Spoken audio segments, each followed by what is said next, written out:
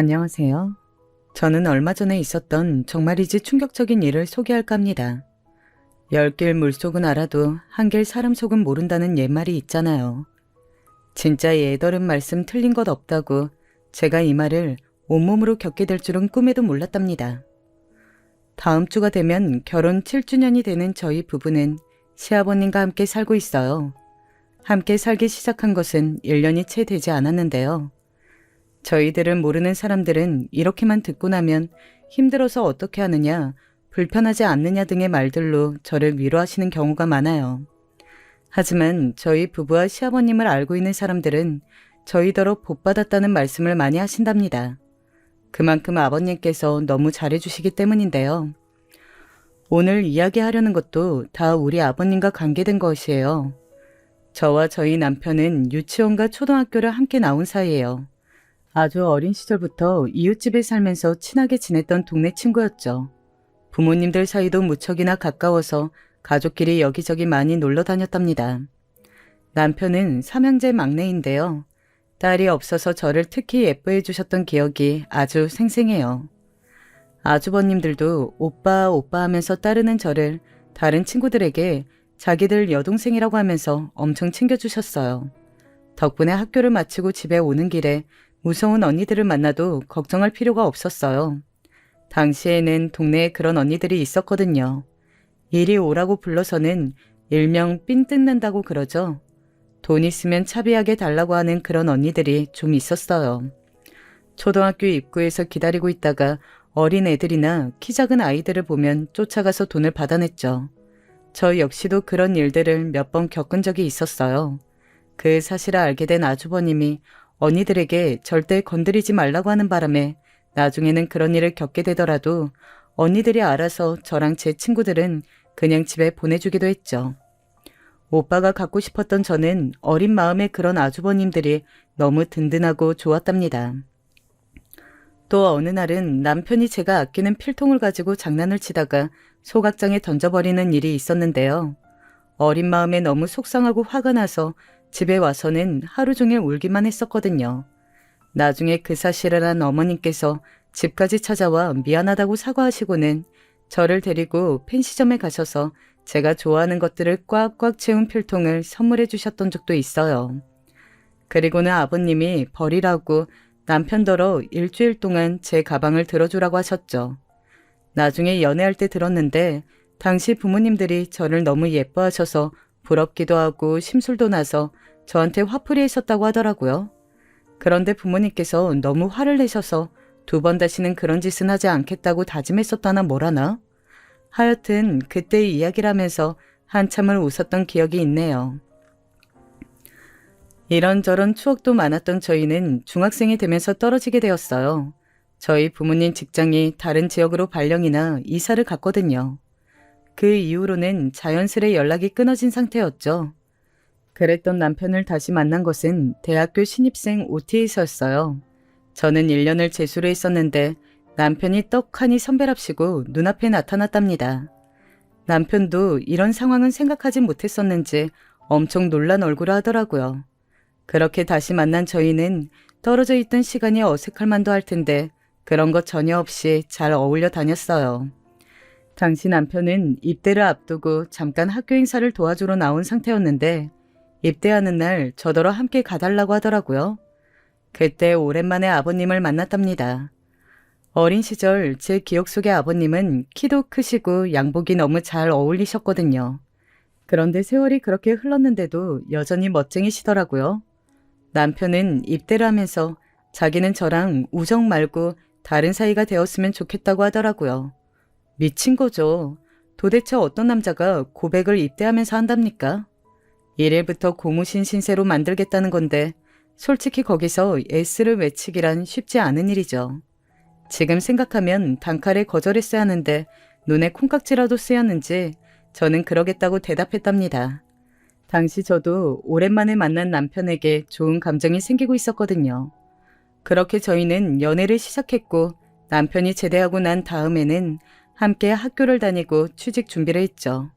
함께 있는 시간이 길어지면서 싸우기도 많이 싸웠지만 그런 기억보다는 행복했던 순간이 더 많았기에 결혼을 생각하게 되었답니다. 결혼을 허락받는 날 긴장을 가득하고 찾아갔는데 저는 그곳에서 한편의 시트콤을 찍었어요. 남편과 아버님 주연의 아주버님들이 신스틸러, 감초 조연이셨죠. 남편이 저와 결혼을 하고 싶다고 말하자 아버님은 대뜸 직장생활을 시작한 지 얼마 되지도 않았는데 무슨 결혼이냐고, 누구 고생을 시키려고 준비도 없이 시작부터 하려고 하느냐고 버럭하셨답니다. 솔직히 말하면 틀린 말씀은 아니었어요. 저희는 막 입사한 상태였고 자리를 잡았다고 하기에는 좀 미흡한 부분이 있었죠. 저희 부모님도 그런 부분을 많이 걱정하셨거든요. 그래도 몇 년 더 직장 생활을 하고 결혼을 준비하는 것이 어떻겠냐고 설득하려고 하셨답니다. 특히 저희 엄마는 결혼을 하고 나서 2세 계획도 생각을 해야 하는데 입사한 지 얼마 되지도 않은 상태에서 괜찮겠냐고 하더라고요. 저나 남편이 그런 부분에 대해서는 전혀 생각을 하지 않는 것 같다고 짚어주시기도 하셨죠. 하지만 저희의 계획에는 그런 부분들까지 포함되어 있었거든요. 저희들 생각으로는 지금이 적기라고 생각했어요. 자리 잡기 위해서 함께 노력하면 그만큼 시간이 적게 걸리지 않겠냐는 것이었죠. 그래서 결혼을 말씀드린 건데 생각보다 시아버님 반대가 크셨어요. 아버님은 그것도 문제지만 제가 아까워서 절대로 결혼은 안 된다고 하시더라고요. 남편은 말도 안 되는 핑계를 대고 있다면서 아버님과 둘이서 아주 한바탕 난리가 나기도 했답니다. 아주버님들은 말리기는커녕 옆에서 추임새까지 넣어가며 반대하셨어요. 자기들보다 먼저 결혼하는 것도 부러워 죽겠는데 결혼 상대라고 데리고 온 사람이 저라는 사실이 믿을 수 없다고 하셨죠. 한참을 남편에게 버럭하시던 아버님은 저를 붙들고 이런 놈이 뭐가 좋아서 같이 살려고 하냐면서 다시 생각해보는 것이 좋을 것 같다고 하셨어요. 저는 결국 참지 못하고 빵 터질 수밖에 없었답니다. 그래서 몇 번을 다시 생각해도 저는 남편이랑 같이 살고 싶다고 말씀드렸고 마지못해 허락하셨죠. 상견례 자리에서도 아버님은 연신 저희 부모님께 다시 생각해 보시는 것을 권하셨고 이런 모습은 결혼 준비를 하는 동안 줄곧 볼 수 있었는데요. 덕분에 저희 부모님들은 딸내미가 사랑 많이 받는 곳으로 시집가는 것 같아서 앞으로 걱정 없이 살겠다고 아주 좋아하셨답니다. 아주버님 두 분 다 결혼을 하지 않은 상태라 새 식구를 드리는 것이 처음이라고 많이 설레하셨던 아버님은 혼수도 다 필요 없다고 하셨어요. 예물도 간단하게 남편과 제가 평소에도 하고 다닐 만한 것으로 하고 아주버님과 자신은 따로 챙겨줄 필요가 없다고 미리 못을 박으셨죠. 대신에 남편한테 꼭 프로포즈는 근사한 반지로 받아야 한다고 하시면서 제대로 못하거든 자신한테 이야기를 하라고 하셨어요. 보다 못한 남편이 장인어른이 두 분 생기는 기분이라고 하면서 자기는 주워온 자식이냐고 심통을 부릴 정도였죠. 그래도 아버님은 꿋꿋하게 남편은 나 몰라라 하셨지만요. 신혼집을 준비할 때도 혹시나 돈이 부족하지는 않겠냐고 걱정을 많이 하셨어요. 하지만 저도 남편도 두 사람이 살기에는 작은 평수의 아파트면 충분했기 때문에 대출을 받아 전세금을 마련하기로 미리 약속을 해두었답니다. 아버님은 자신에게 왜 이야기하지 않고 대출을 생각했냐고 자신에게 말하면 그 정도는 도와줄 수 있다고 하셨어요. 솔직히 저는 저희 부부의 시작을 부모님들께 의존해서 하고 싶지는 않았거든요. 남편 역시 우리끼리 시작해서 하나씩 천천히 채워나갔으면 좋겠다고 말했고요. 아버님은 그런 생각을 하고 있었냐며 기특하다고 칭찬해 주시며 내부의 인테리어만큼은 꼭 자기가 해주겠다고 하셨어요. 덕분에 연차가 좀 있는 아파트였음에도 깨끗하게 시작할 수 있었죠. 제 자랑같이 들릴 수도 있겠지만 이미 결혼 생활하고 있는 선배들 이야기를 들어보면 시가 붙은 사람들하고는 말만 섞어도 피곤하다고 하는데 여러분들은 어떠세요? 정말 그런가요? 우스갯소리 중 하나이긴 하지만 시금치도 씨가 들어가서 싫다고 하는 분이 있다고 하더라고요. 하지만 저는 그런 게 전혀 없었어요. 아주버님은 아직도 제가 그 어린 시절 꼬맹이로 보이시는지 볼 때마다 남편이 말 안 듣고 속썩이면 자기들이 해결해 주겠다고 하셨고 남편한테도 잘하라고 말을 꼭 하셨어요. 그때마다 남편은 형들이 결혼도 안 했으면서 부부 사이의 일을 알 수는 있냐고 맞받아치는 바람에 가족 모임은 항상 시끌벅적했죠. 아버님은 한술 더 뜨셔서는 남편이 혹시라도 술 마시고 늦게 들어오거나 집에서 대장 노릇하려고 들거든 조금의 망설임 없이 쫓아내라고 하셔서 항상 남편은 자기만 외톨이라고 불만이었답니다. 여러분은 시댁 식구들이랑 자주 모임을 가지시나요? 저희는 다들 근처에 살아서 한 달에 한 번은 꼭 가족 모임을 가지고 있어요. 아마 어떤 분들은 식겁을 하실 수도 있겠네요. 무슨 모임이 그렇게 자주 있냐고 말이죠. 시댁 식구들과 함께 앉아서 밥을 먹는다니 상상만 해도 부담스럽다고 하는 분들도 계실 거예요.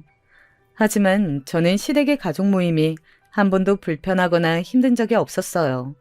오히려 아버님께서 왜 한 달에 한 번이나 너희들이랑 밥을 먹어야 하냐고, 명절이나 생일, 어버이날이면 충분하다고 귀찮다고 하시는 걸 겨우 설득한 것은 우리 자식들이었답니다. 저희가 계속 가자고 하니 결국 아버님은 그렇게 가족 모임을 해야겠으면 밖에서 보자고 하셨어요. 집에서 보기는 뭘 집에서 봐. 누가 요리하고 누가 다 치우냐. 그 많은 걸. 그냥 밖에서 먹고 깔끔하게 헤어지면 깔끔하고 좋잖아. 집에서 하면 손 많이 가서 싫다. 나는 너희들 요리 못하는 것 내가 다 아는데 결국은 우리 며느리만 고생하잖아. 나는 우리 며느리 고생시키기 싫다. 그러니 밖에서 봐, 밖에서. 어머님 길도 마찬가지였어요. 제사상 차리라고 하는 것도 횡포라고 하시면서 납골당에 모셨는데 아버님은 그것마저도 저희들을 귀찮아하시더라고요. 시간 될 때 다들 알아서 엄마 보러 다녀와. 섭섭해할라. 같이는 뭐하러 다 같이 간다고 하는 거야. 번쩍스럽게. 우르르 몰려다니는 거 딱 질색이다. 그렇게 말씀하시고는 납골당도 혼자 다녀오셨어요. 물론 저희는 펄쩍 뛰었지만 아버님은 이번만큼은 절대로 양보 못한다고 하셨죠. 하여튼 저는 시아버님이라고 어렵다거나 힘든 부분이 하나도 없었어요. 그래서 형님들이 생길 때도 이런 우리 가족의 분위기에 잘 어울려 주신다면 분명 화목한 가정이 될 것이라고 믿어 의심치 않았죠. 그런데 사람 마음이 다 같을 수는 없다고들 하잖아요. 딱 그 말이 맞았어요.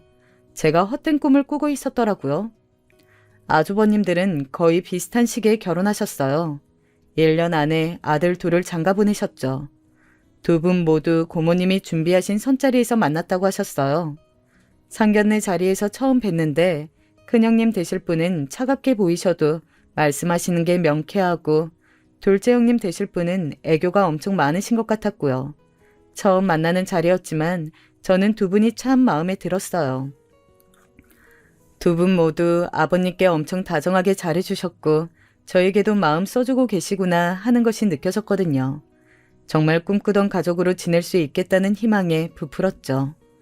조금 어려운 이야기지만 가족 모임이 있다고 말씀드렸을 때도 저녁 한 끼 먹는 것이 뭐 그리 힘든 일이겠냐고, 그렇게 서로 얼굴 보고 이야기하면 좋은 것 아니겠냐고 하시면서 긍정적으로 반응해 주셨어요. 아버님은 다른 일이 있으면 빠져도 된다고 하시면서 굳이 무리해서 올 것 없다고 하셨지만 다들 마지막 주 수요일이 되면 어김없이 함께 모여서 밥을 먹었답니다. 저는 이런 시간들 덕분에 남으로 만난 사람들이 서로 정을 주고받으면서 친해질 수 있지 않았나 싶어요. 대면대면한 사이보다는 이런 관계가 더 좋다고 생각했고요. 그런데 1년이 좀 지나기 시작하자 형님들께서 제게 살짝 불편하다는 말씀을 하시더라고요. 한 달에 한 번 횟수로도 너무 많고 간단한 저녁 식사라고는 하지만 자기들은 눈치가 보인다고 말이죠. 특히 큰형님께서 맏며느리로 좀 눈치가 보인다고 하더라고요. 솔직히 아무도 눈치 주는 사람이 없는데 왜 그런 생각을 가지셨는지 이해가 되지 않았어요. 물어도 원래 시댁이 다 그런 것이라고 하시면서 오히려 멀쩡한 제가 이상하다고 하시더라고요. 둘째 형님은 매번 음식점 찾는 것도 힘들고 평일 저녁을 먹는 것도 회사 일이 많아 부담스럽다고 하셨죠. 그런데 음식점 예약은 늘 제가 해왔고 주말에 하자고 했을 때 반대하시는 바람에 평일로 옮긴 것인데 정말 어처구니가 없더라고요. 그래서 지인들에게 물어봤어요. 가족 모임이 한 달 한 번 하는 것은 어떻냐고 말이죠. 충분히 많다고 생각할 수 있다고 하더라고요. 워낙 아버님이 편하게 잘해주셔서 저는 많다고 생각한 적이 없었거든요. 아버님은 혼자 계시고 자식들이 멀지 않은 곳에 살고 있으니 한 달에 한 번이라도 얼굴을 보자는 의미였는데 제가 오버했구나 싶기도 했죠. 그런 고민을 한창 하고 있는데 때마침 비슷한 시기에 두 분이 아이를 가지게 되었어요. 그래서 이 모든 일이 어영부영 묻혀버렸답니다. 아버님께서도 홀몸도 아닌데 무리해서 움직이지 말고 몸 편하고 마음 편해야 한다고 신신당부를 하셨거든요. 우리 남편이 공무원인 것과 다르게 아주버님 두 분은 해외 출장이 잦은 분들이세요. 그러다 보니 자주 있는 일은 아니지만 장기간 나가는 경우도 종종 있었죠. 저는 이미 아이 둘 경험도 있기도 하고 우연하게도 한 동네에 살고 있었기에 아주버님들이 장기 출장이라도 가게 되면 종종 들러 필요한 것들을 챙겨주기도 했어요. 하지만 저도 하는 일이 있어서 쉬운 일만은 아니었어요. 아버님께서 혼자서 챙기기 힘들지 않냐고 하시면서 많이 도와주셨어요. 며느리들이 혹시 입덧으로 고생할까봐 형님들 먹고 싶다고 하는 것은 무엇이 되었든 챙겨주셨답니다. 어딜 나갔다 오실 때마다 아기 용품을 하나씩 사는 것은 물론이고 몸에 좋다고 하는 것들이 보이면 꼭 양손 가득 들고 오셨죠. 그런데도 너무 자주 찾아가면 혹시나 며느리들 스트레스 받을까 싶어서 택배로 보내는 일이 대다수였지만요. 아이가 태어난 이후 큰형님은 하루라도 빨리 복귀를 하고 싶어 하셨어요. 육아휴직을 내면 지금까지 쌓아올린 경력이 한순간에 무너질 수 있다고 엄청 걱정하시더라고요. 하지만 아직 돌도 지나지 않는 아이를 두고 나간다는 것이 어디 쉽게 결정할 수 있는 일은 아니잖아요. 친정 식구들에게 맡길 상황도 아니었고 베이비시터를 내심 불안하시기도 하셨나 보더라고요. 처음에는 저한테 아이를 좀 봐줄 수 없냐고 하셨어요. 하지만 저도 제 일이 있다 보니 선뜻 그렇게 하겠다는 말이 나오지 않았어요. 제가 챙기기에는 가게 일이 있어서 곤란한 상황이었죠. 그런데 이때 아버님께서 흔쾌히 아이들을 봐주시겠다고 하셨어요. 시어머니도 아니고 시아버지가 무슨 아이를 볼 수 있겠냐고 생각하시는 분들이 더러 있으시겠지만 저희 아버님은 여러분이 상상하시는 것 이상의 스킬을 보유하신 분이랍니다. 아주버님과 남편 어릴 때 육아는 함께하는 것이라고 하면서 아버님은 기저귀 갈고 목욕시키고 분유 먹이는 등등 빠짐없이 다 해보셨거든요. 그것도 육아 고수나 마찬가지일 정도로 아주 능숙하셨죠. 저희 아이들도 어릴 때 아버님께서 종종 봐주셨는데 어찌나 섬세하게 챙겨주시는지 감탄이 절로 나올 정도였답니다. 덕분에 우리 아이들은 지금도 할아버지라고 하면 좋아 죽어요. 아주.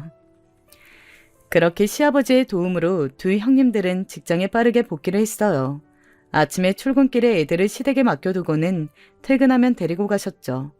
아이들이 좀 더 컸을 때는 어린이집에서 데려와 퇴근할 때까지 아이들을 케어하는 것이 다 시아버지 몫이 되었고요. 아버님이 손주들 보는 재미가 쏠쏠하다고 하셨지만 많이 고되고 힘들지 않을까 생각이 들었어요. 아이들과 함께 지내려면 그만큼의 에너지도 필요하잖아요. 게다가 어찌나 활동적인지 잠시라도 가만히 있지를 못하는 아이들이라 조금만 다른 일을 하고 있으면 금방 시야에서 벗어나 사고를 치다 보니 눈을 뗄 수가 없었죠. 이때부터 저는 형님들에게 조금씩 섭섭함이 쌓이기 시작했어요. 두 분은 급할 때는 아버님을 찾아와서 도와달라고 징징거렸으면서 정작 아버님 생신이나 어버이날에 저녁 먹자고 하면 무슨 일이 많은지 늘 핑계만 대면서 미루는 일들이 많았거든요. 그러던 어느 날이었어요. 아버님께서 드물게도 가족들을 집으로 부르셨죠. 꼭 오라는 말씀을 하시는 편이 아닌지라 저희 부부뿐만 아니라 아주버님 내외도 의아한 표정으로 모였답니다. 아버님께서는 잠깐 망설이는 듯 하시더니 처음으로 유산에 관한 이야기를 꺼내셨어요. 그동안 이런 이야기를 직접적으로 하셨던 적이 한 번도 없었거든요. 저희는 아직 정정하신데 무슨 그런 이야기를 하시느냐고 모두 깜짝 놀랐지만 아버님께서는 요지부동이셨죠. 아무래도 친구 장례식장에 다녀오신 것이 계기였던 것 같아요. 아버님께서는 재벌은 아니지만 그래도 그동안 사업을 하시면서 모아둔 재산을 어떻게 할지 정해두는 것이 좋을 것 같다고 하셨어요. 너희 어머니가 세상을 떠날 때 약속한 것이 있었다. 나중에 우리 아이들 먹고 자고 쉴 수 있는 집 마련해주고 남은 것들은 싹 다 정리해서 사회에 돌려주고 홀가분하게 떠나자고 말이다. 그래서 너희 결혼할 때 내가 집을 해준 것도 그런 의미였어. 너희 어머니와의 약속을 지키기 위해서. 그래서 나는 유언장에 이 점을 분명히 하려고 한다. 하지만 막내는 내가 결혼할 때 챙겨주지 못했기에 이 집은 막내에게 주고 가련다. 아버님의 폭탄 발언이 끝나고 저희 부부는 너무 놀라서 어떻게 말을 해야 할지 몰랐어요. 너무 큰 것을 주신다고 하셔서 감사하다는 말도 나오지 않더라고요. 그런데 저희들보다 형님들이 더 많이 놀라신 것 같았어요. 얼굴빛이 달라지셨더라고요. 아버님께서는 이미 대부분의 재산은 정리하여 기부한 상태라고 말씀하셨어요. 필요한 금액 일부만을 남기고 정리를 한 뒤에 저희에게 말씀하신 것이라고 말이죠. 아주버님과 남편은 아버님 뜻대로 하시면 된다고 선뜻 고개를 끄덕이셨어요.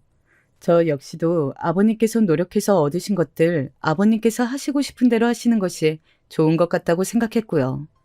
제가 형님들에게 감정이 좀 있어서 그런지 아버님이 말씀하시는 동안 자꾸 형님들 표정을 관찰하게 되었어요. 진짜 얼굴색이 말이 아니었어요. 유산 이야기를 하실 때는 안색이 나빠 보인다 정도였는데 아주버님께서 의견에 동의하시자 얼굴이 엉망으로 일그러지더라고요.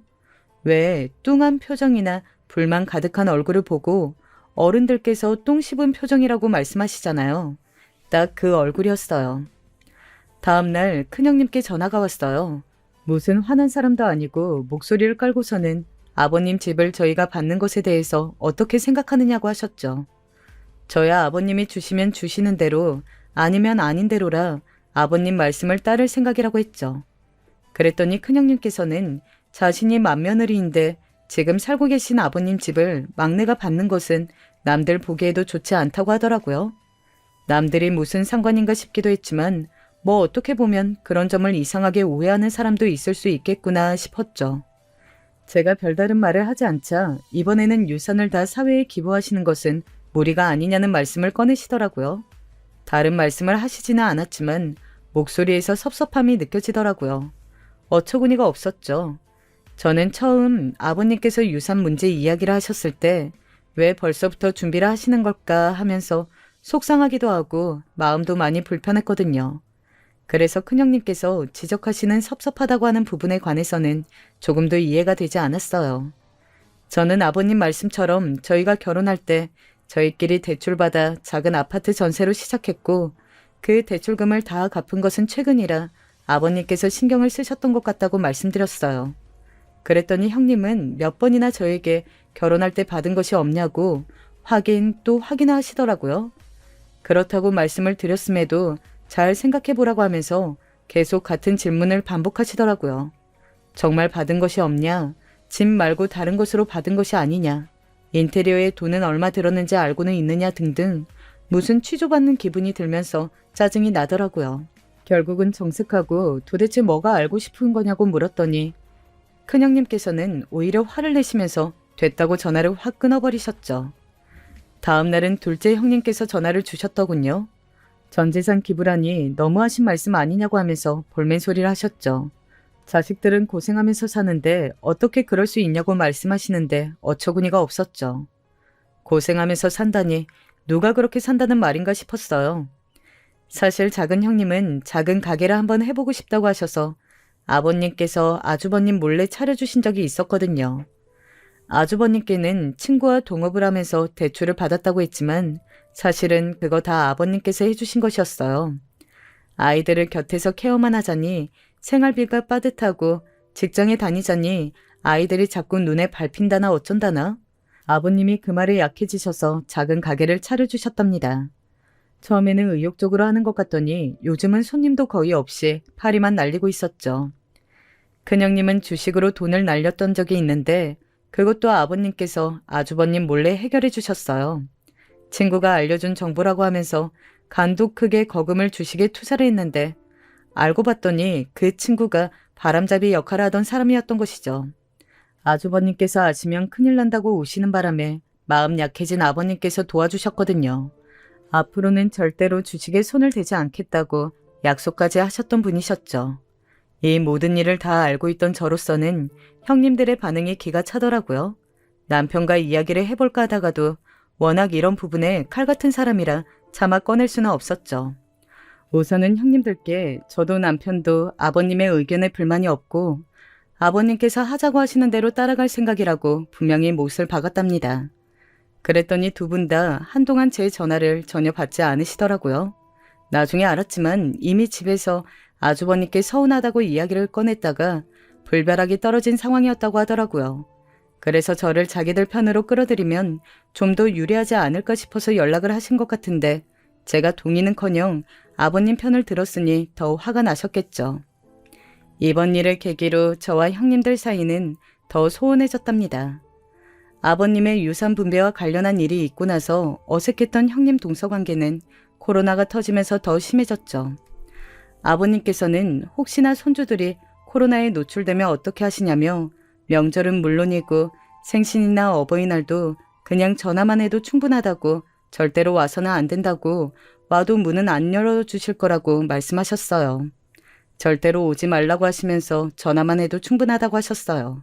하지만 제가 전화드릴 때마다 괜찮다, 불편한 것 없다, 잘 지내고 있다고 아버님께서 말씀하셨지만 신경이 많이 쓰이더라고요. 그래서 일주일에 한 번은 꼭 퇴근길에 들려서 아버님 얼굴도 뵙고 냉장고도 챙겨보고 했답니다. 그러던 어느 날 평소처럼 전화를 드렸는데 전혀 받지를 않으시더라고요. 평소에도 전화만큼은 빨리 받으시는 분이라 걱정이 되기 시작했죠. 집으로 찾아갔지만 아무리 불러도 반응이 없었어요. 주무시나 싶기도 했지만 이렇게까지 소리를 지르며 불렀는데 반응이 없다면 무슨 일이 터진 것이 분명하다 싶더라고요. 괜한 기분이 들어 열쇠를 따고 들어갔더니 아버님께서 쓰러져 계셨어요. 정말 지금도 그때만 생각하면 손발이 덜덜 떨려오고 머릿속이 하얗게 변하는 것 같아요. 저는 급하게 구급차를 부르고 남편에게 전화를 했어요. 손이 너무 떨려서 통화를 누르기까지 한참이 걸렸죠. 남편은 미친 듯이 밟아 병원에 도착했어요. 의사 선생님 말씀으로는 조금만 늦었어도 큰일이었다고 하시더라고요. 뇌출혈이 보이는데 의식을 찾아봐야 더 자세한 것을 알 수 있다고 말씀하셨죠. 덜컥 겁이 나더라고요. 혹시 우리들 모르게 병원을 다닌 것은 아닐까. 우리끼리는 아버님께서 친구 장례식장에 다녀오셔서 울적한 마음에 괜히 유산 이야기를 꺼내신 것이라고 생각했는데 사실은 아니었던 것이죠. 이런 일이 있을 것을 미리 대비하셨던 걸까.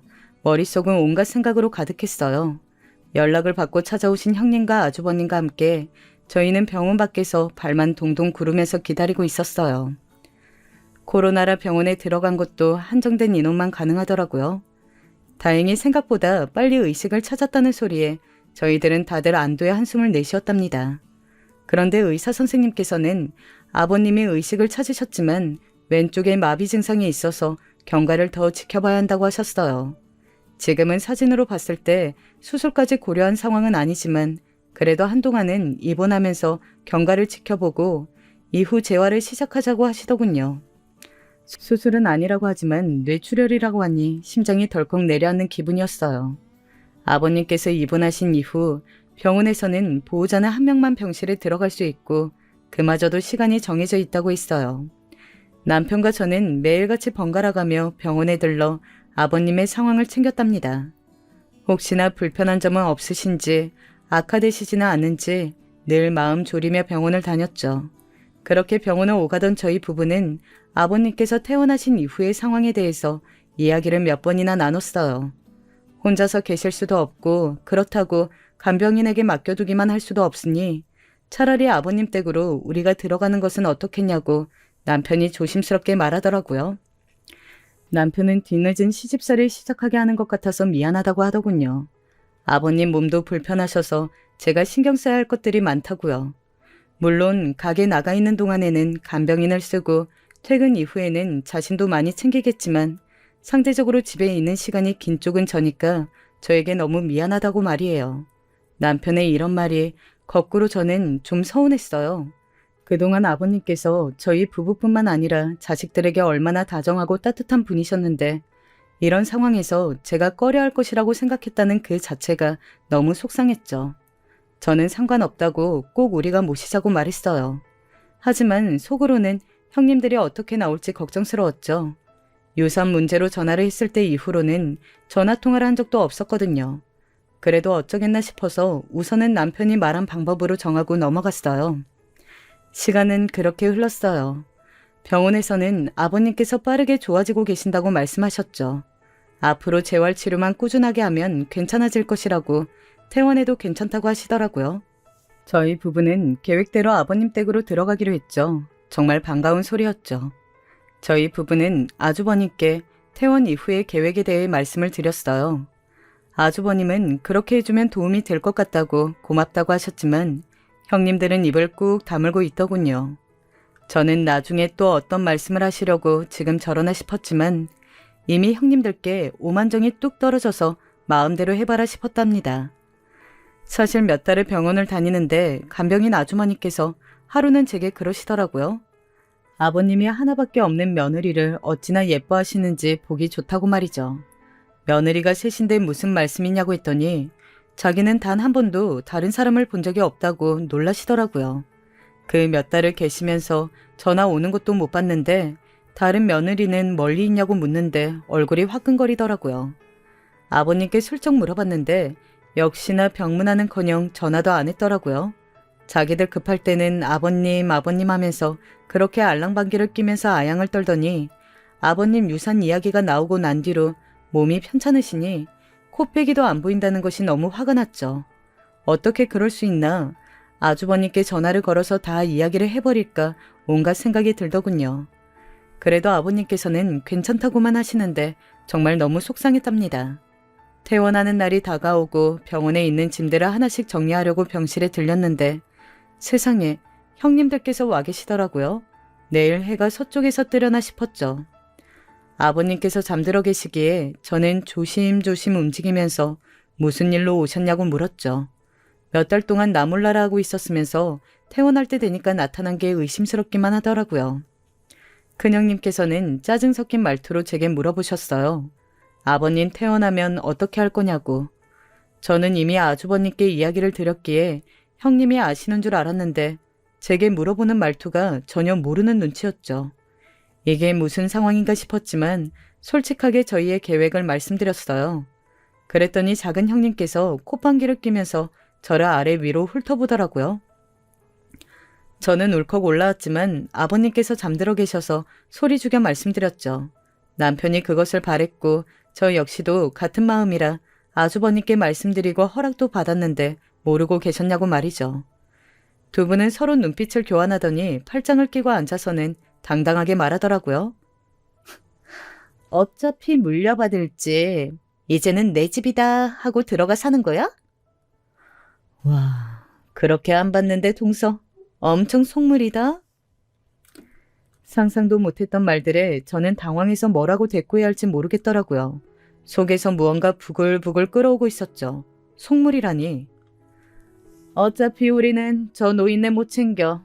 그러니까 동서가 좀 알아서 해봐. 속물이라 정말 다행인 거지. 저는 형님들이 퍼붓는 악담에 혼이 나가버릴 것 같으면서도 혹시나 아버님이 깨시면 어떻게 하나 걱정이 되더라고요. 형님들은 병실에 계시는 아버님은 안중에도 없는 듯이 계속 폭언을 쏟아냈죠. 아유, 이거 병실에서 무슨 냄새가 나는 거야? 아유, 꿉꿉한 노인네 냄새. 둘째 동서는 괜찮아? 아유, 나는 코가 예민해서 진짜 이게 뭐야. 아유, 상상만 해도 소름 돋아. 아, 그럼요 형님. 저는 지금도 코가 썩어 들어갈 것 같아요. 이런 일 잘하는 동서가 있어서 다행이죠. 저는 더 이상 참지 못하고 두 분을 병실 밖으로 밀어내려고 팔을 잡았어요. 두 사람은 제 손을 쳐내면서 어디다 손을 대냐고 언성을 높였죠. 저는 아버님 주무시는데 하실 말씀이 있으시면 나가서 하자고 했지만 두 사람은 더 막무가내였어요. 형님, 진짜 여기서 이러실 거예요? 아버님 주무신다고요. 나가서 저한테 따지든 욕을 하시든 나가서 하자고요. 아버님이 예뻐하신다고 아주 눈에 보이는 게 없나 봐? 동서, 어디다 손을... 내가 동서보다 손이 사람이야. 저는 소리를 빽 지르고 싶었지만 억지로 참아가며 밖으로 두 사람을 끌고 가려고 했지만 역부족이었죠. 큰형님께서는 그렇게 안 쫓아내도 자기 발로 나갈 테니 걱정 말라고 하더니 가방에서 봉투 하나를 꺼내더군요. 내가 진짜 이 돈도 아까워 죽을 것 같지만 동서간 노인네 뒤치다꺼리 한다고 하니 애기 아빠가 간병인 쓸 돈이라고 보태라고 해서 주는 거야. 50만 원 받고 알아서 해. 나한테 전화하거나 애기 아빠한테 이랬니 저랬니 전화할 생각은 꿈도 꾸지 말고. 저는 봉투를 도로 형님의 가방에 우겨 넣으며 이런 돈은 필요 없다고 우리가 알아서 할 수 있다고 했죠. 둘째 형님은 그런 저를 떼어내고는 확 밀쳤어요. 언제까지 동서가 잘난 척하면서 살 것 같아? 노인네 죽고 나면 끈 떨어진 신세가 되는 건 동서야. 정신 똑바로 차리고 큰형님 말씀 잘 새겨들어. 저 영감탱이나 신경 쓰고 우리 애 아빠한테 입도 뻥긋하지 마. 형님, 어서 가요. 몸에 역한 냄새 배이겠어요. 빨리 가요. 두 분은 적선하듯이 50만 원이 든 봉투 2개를 던지고는 유유히 병실 문을 나섰죠. 저는 바닥에 떨어진 돈 봉투를 보는데 눈물이 날 것 같더라고요. 아버님이 그동안 얼마나 우리 며느리라고 하면서 예뻐해 주시고 챙겨주셨는데 이렇게 말할 수 있지 싶은 생각도 들었어요. 기어코 봉투를 줍는데 눈물이 떨어지더라고요. 그 와중에도 아버님 깨실까 걱정되어 소리도 못 내고 저는 그렇게 주저앉아 한참을 울었습니다. 겨우 정신을 차리고 일어나 침대 곁으로 다가가는데 갑자기 아버님이 눈을 번쩍 뜨시더니 제 손을 잡으셨어요. 저는 너무 놀라서 소리도 못 지르고 입만 벌리고 있었죠. 그런데 그때 아버님 눈가에 눈물 자국이 보였어요. 저는 순간 알 수 있었어요. 이 모든 대화를 아버님께서 듣고 계셨다는 것을. 이제는 흘릴 눈물도 없다고 생각했는데 아버님의 얼굴을 보니 또 눈물이 터져나오더군요. 침대에 얼굴을 묻고 소리내어 울었습니다. 아버님께서는 저를 붙들고 있던 손을 놓으시고는 제 머리를 쓰다듬어 주셨어요. 막내야. 아버님께서는 힘겹게 입을 여시고는 자신의 핸드폰을 가져오라고 시켰어요. 그리고는 이름 하나를 검색하시더니 이곳으로 전화를 걸어달라고 하셨죠. 어디냐고 물었지만 전화해보면 안다고 빨리 연락해서 지금 당장 와달라고 하라고 시켰어요. 저는 눈물 콧물 범벅이 된 얼굴을 씻고 나와 전화를 걸었습니다. 변호사 사무실이었어요. 아버님 이름을 대고 지금 병원으로 와주실 수 있냐고 했더니 바로 출발하겠다고 말씀하셨죠. 1시간 정도 지났을까? 전화했던 변호사님께서 처음 보는 서류를 들고 나타나셨어요. 예전에 아버님 유언장을 작성했던 분이라고 소개하시더라고요. 아버님께서는 저더러 잠깐 나가 있으라고 하시더니 병실에서 있었던 일은 절대로 아주버님이 아셔서는 안 된다고 당부하셨죠. 병실을 나서면서 힐끗 돌아보니 변호사님께서 녹음기를 꺼내시더라고요. 아직은 말이 불편하신 편이라 아버님께서 느린 발음으로 말씀하시는데 변호사님께서는 그 모든 것을 녹취해 두시려는 것 같아 보였어요. 저는 남편에게 전화를 걸어 방금 있었던 일들을 고스란히 전했습니다. 당연히 남편은 화가 머리끝까지 나서 형수고 나발이고 다 필요 없다고 가만두지 않겠다고 난리였죠. 저는 절대 아주버님께 말하지 말라고 남편을 진정시켰어요. 아버님께서도 들었다고 했더니 전화기 너머로 남편의 엉엉 우는 소리가 들렸어요. 남편은 지금껏 형수라고 부르면서 깍듯하게 대했던 것이 너무 후회된다고 하더군요. 저는 남편에게 아버님께서 절대로 이야기하지 말라고 했으니 우리는 가만히 있어야 한다고 타일렀죠. 변호사님까지 부르신 것으로 봐서는 심상치 않을 것 같다고 말이에요. 남편은 퇴근하면 바로 병원으로 갈 테니 퇴원 수속을 앞당길 수 있으면 앞당겨보자고 했어요. 저 역시도 같은 생각이었죠. 변호사님이 가신 이후 아버님께 병원에서 수속을 당겨도 된다고 했으니 지금 집으로 가자고 말씀드렸어요. 한동안 빈집이었던 탓에 청소하고 정리할 것이 아직 남았으니 며칠은 저희 집에서 지내는 것으로 하자고 말이죠. 아버님께서는 고개를 끄덕이시며 제 손을 꼭 잡으셨어요. 특별한 말씀이 있었던 것은 아니었지만 저는 그것만으로도 충분했죠. 아버님 퇴원 이후 저희 부부는 바쁘게 움직였어요. 살고 있던 집은 전세로 주고 이사를 했죠. 아이들은 좋아하는 할아버지와 하루 종일 있을 수 있다는 것이 너무 좋다고 엄청 신나했답니다. 오죽하면 학원도 빼먹고 할아버지 옆에서 쫑알쫑알 거리며 같이 놀고 싶어하는 애들을 달랬답니다. 병실에 말했던 것처럼 형님들은 약속한 대로 매달 50만 원씩 제게 보내주었어요. 저는 그 돈을 한 푼도 쓰지 않았어요. 물론 사용해도 상관은 없었지만 간병인을 불러도 제 돈으로 하고 싶더라고요. 아버님을 그렇게 무시하는데 그런 사람들 돈을 아버님을 위해 쓰고 싶지 않았거든요. 그렇게 몇 달이 흐르고 아버님께서는 눈에 띄게 좋아지셨어요. 걷는 시간도 많이 늘었고 말씀도 많이 좋아지셨죠. 본인 스스로도 좋아진 것이 느껴지는지 표정도 많이 밝아지셨답니다. 그러던 어느 날 아버님께서 형님과 아주버님을 집으로 불렀어요. 그날은 병실에서 마주친 이후로 처음 서로 얼굴을 마주하는 날이기도 했어요. 그동안 저는 그 사람들이 말했던 것처럼 단 한 번도 전화를 걸지 않았어요. 당연히 아버님 소식을 알고 싶어 하지도 않았죠. 아주버님이 출장을 다녀오면 아버님을 뵙겠다고 오셨는데 그때도 매번 혼자 오시거나 애와 함께 오실 뿐 형님들 모습은 볼 수가 없었어요. 일이 바쁘다고 하는데 그거 다 개소리였죠. 저한테 한 말도 있는데 무슨 낯짝으로 나타나거나 전화하겠어요? 하여튼 얼굴을 마주하는 그 자리에서 병실에서 만났던 변호사님도 오셨어요. 가족들은 낯선 사람의 등장에 의문을 표했지만 아버님은 아무 말씀도 하지 않으셨어요. 가족들 모두가 모인 자리에서 아버님께서는 유언장을 바꿨다고 말씀하셨어요. 순간 집안에서 정적이 흘렀죠. 형님들은 일시정지 버튼을 누른 사람처럼 조금도 움직이지 않고 있었죠. 물론 저도 마찬가지였어요. 유언장의 변동은 예상하지 못했거든요. 재산 정리했다는 말 다 거짓말이었다. 너희들이 미련을 갖지 않길 바랐기 때문이었어. 자기 것이 아닌데 자기 것이 될 수 있다고 생각하면서 살까봐 진실을 숨기기로 했지. 사실은 모든 것이 그대로였다. 내가 죽고 나서야 유언장에 적힌 대로 변호사 입회하에 재산을 처분하기로 되어 있었다. 아버님께서는 기존의 유언장을 찢으시며 이 유언장은 없던 일로 하겠다고 하셨어요. 생각이 많이 바뀌셨다고 말씀하시면서 아버님은 형님들을 한번 쳐다보셨죠. 저는 이 순간 형님들의 얼굴이 너무 궁금했어요. 저에게 아버님 유산이 어쩌고 하면서 그렇게 말들도 많았잖아요. 거기다 유산을 욕심내며 왜 사회에 환원하는지 이해할 수 없다고도 했죠.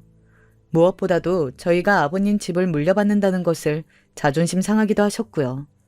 그래서 저는 그들이 탐냈던 많은 유산이 환원된 것이 아니라 그대로 있다는데 어떤 반응을 보일지가 상상이 안 되더군요. 고개를 숙이며 두 사람을 바라보니 자기들끼리 시선을 교환하면서 불안해서 어쩔 줄 몰라 하더라고요. 저도 느꼈는데 이들이 몰랐을 리가요.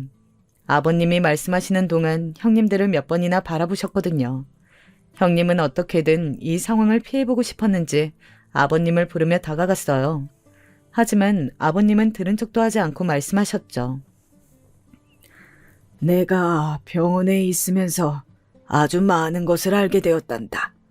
특히 큰애와 작은애가 어떤 마음으로 우리 아들들이랑 결혼했는지, 나를 어떻게 생각했는지 알 수 있는 기회도 생겼고 말이다.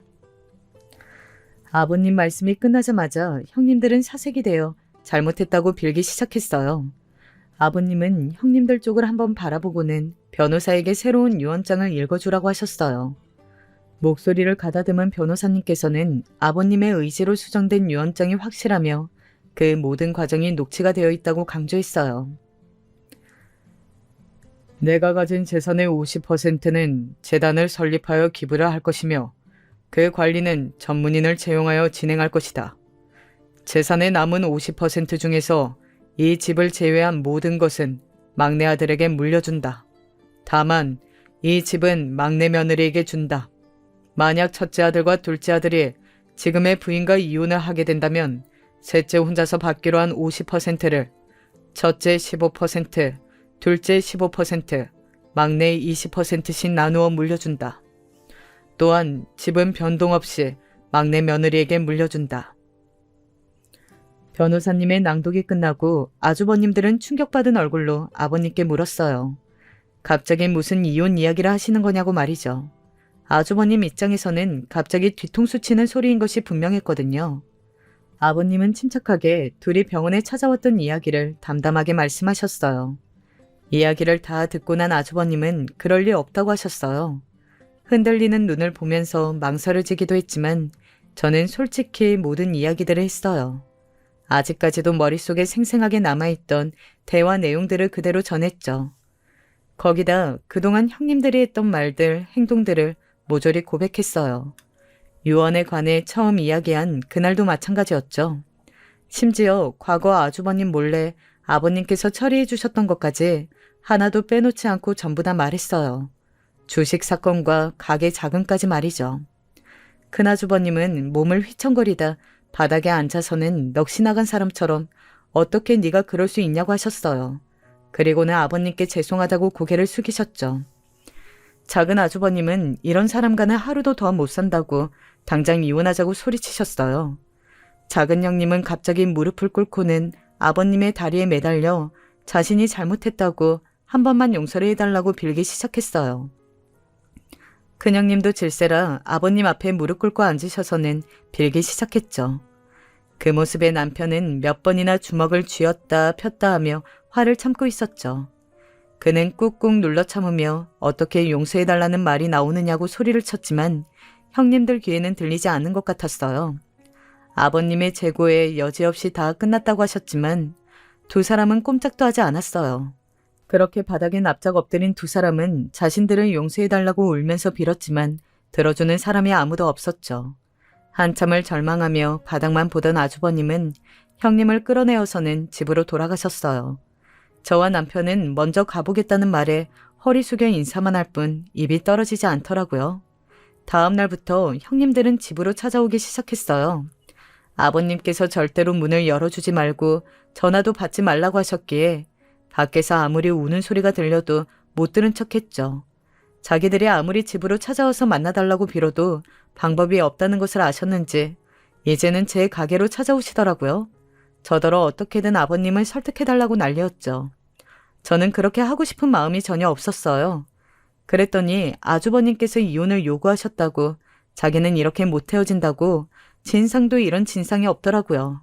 저는 예전에도 그랬지만 지금도 아버님 말씀을 어길 생각이 없으며 그럴 힘도 없다고 했어요. 처음에는 애원하던 형님도 점점 행동이 커지고 말이 거칠어지기 시작하셨죠. 그래도 저는 아버님 핑계를 대고서는 꿈쩍도 하지 않았어요. 두 사람도 점점 지쳐가는지 찾아오는 빈도수가 줄기 시작하더라고요. 그렇게 몇 달의 시간이 흘렀죠. 기억 속에 잊혀져 갈 때쯤 남편이 알려주더라고요. 큰 아주버님은 이혼을 하셨다고 말이죠. 다행스럽게도 합의 이혼을 했는데 양육권은 아빠가 갖고 있기로 했다네요. 건너 들었는데 큰형님은 자기 부모님이 있는 미국으로 갔다고 하더라고요. 둘째 아주버님은 아직 이혼 소송 중이라고 해요. 둘째 형님이 위자료를 엄청나게 부르면서 이 돈을 주지 않으면 이혼 못한다고 하는 바람에 한창 진흙탕 싸움 중이죠. 곧 결론이 난다고는 하는데 그 과정에서 아이들이 상처받지 않았으면 좋겠다 싶었습니다. 이렇게 한바탕 피바람이 불고 간 것 치고 저희 집은 평화롭게 보내고 있답니다. 특히 아버님께서 점점 좋아지셔서 이제는 30분 이상 걸어 다니셔도 힘들다는 소리를 하지 않으시더라고요. 얼마 전부터 키우게 된 반려견과 함께 아이들과 집 근처 공원으로 산책을 나가실 수 있을 정도로 말이죠. 마비 증상이 오래 남으면 어떻게 하나 걱정했는데 정말 다행이죠. 아버님이 작성하신 유언장은 지금 그대로 유지되고 있답니다. 이혼이 완료되고 나면 바꾸실 생각이 있으시냐고 물었더니 웃기만 하시네요. 전 지금이 무척 좋아요. 평화롭고 평범한 날들이 이어지고 있죠. 저희 남편이 그러더라고요. 지금처럼 그냥 지냈으면 좋겠다고 말이에요.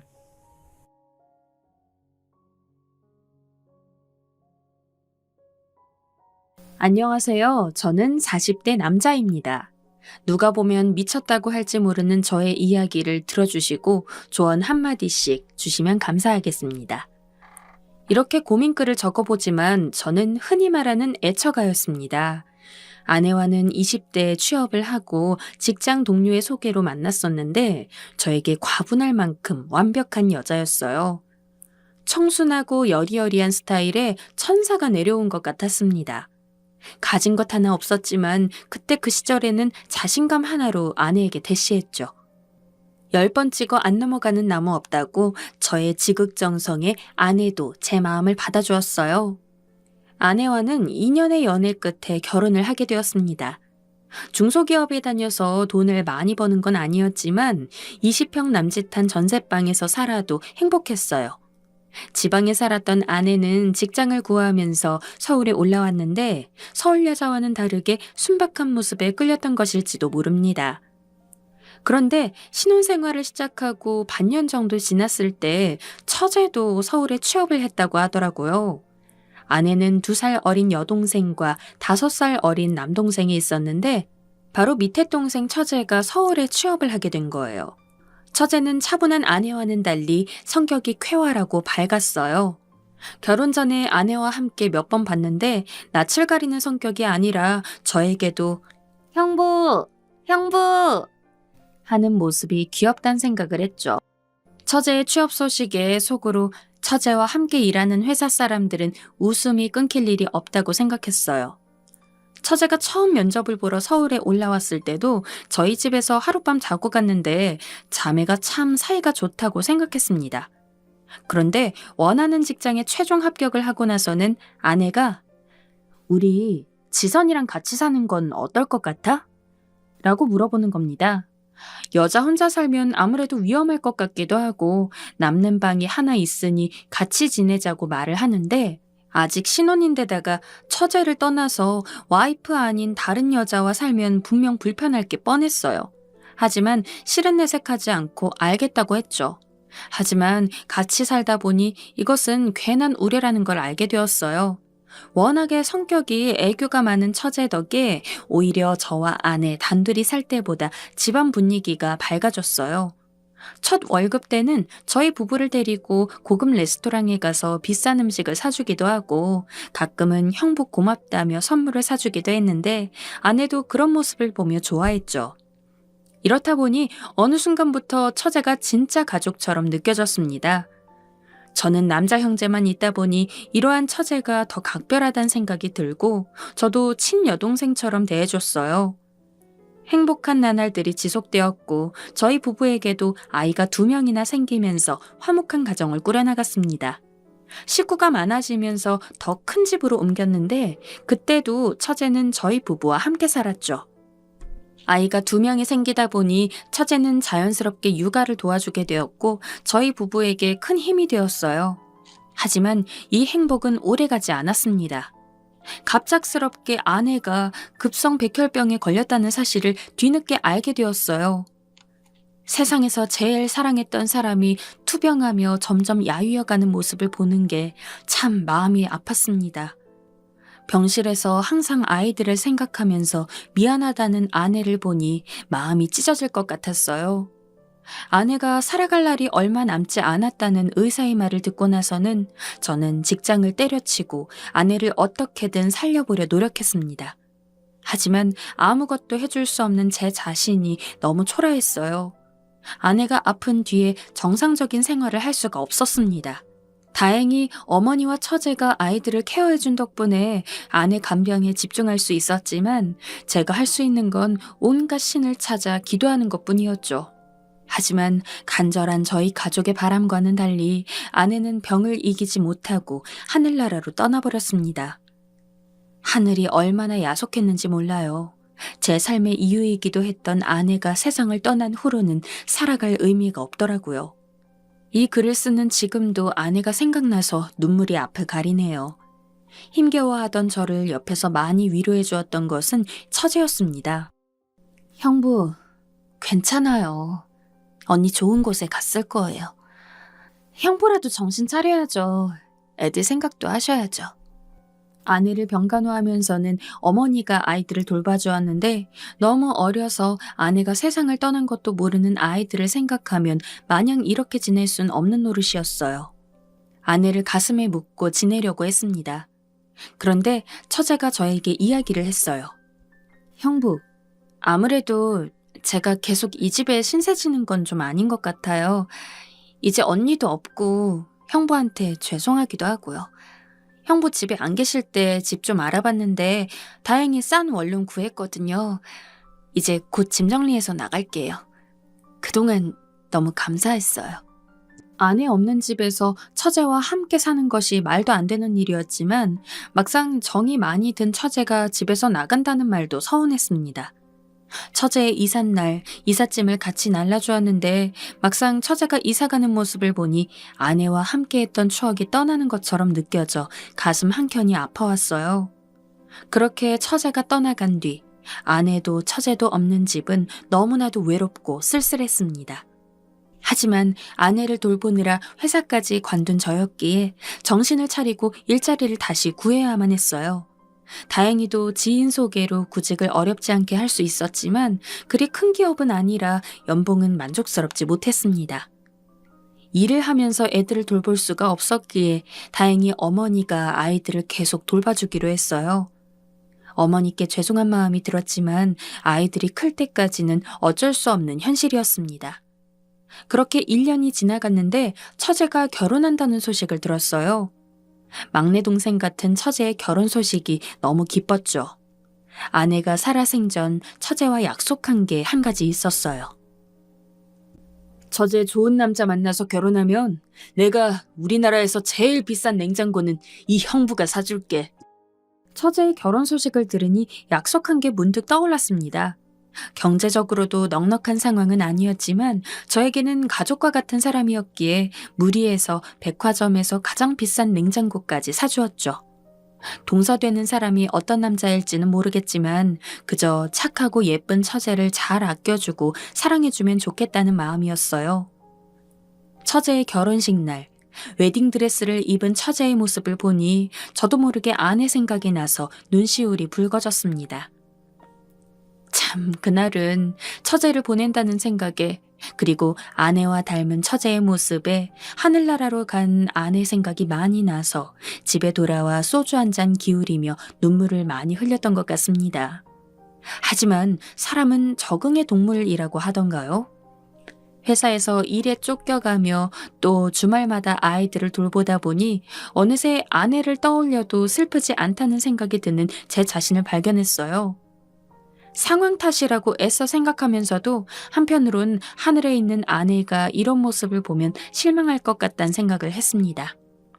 시간이 지나 아이들도 유치원에 들어갔는데 그때까지 아이들은 어머니가 돌봐주셨어요. 항상 죄송하고 고마웠습니다. 그런데 저에게 또 한 번의 시련이 찾아왔어요. 아이들을 돌봐주시던 어머니가 폐암 말기라는 진단을 받은 것이었죠. 하늘이 무너져버리는 것 같았습니다. 왜 제가 사랑하는 사람들은 다 이렇게 아파야만 하는지 무심한 하늘을 원망했어요.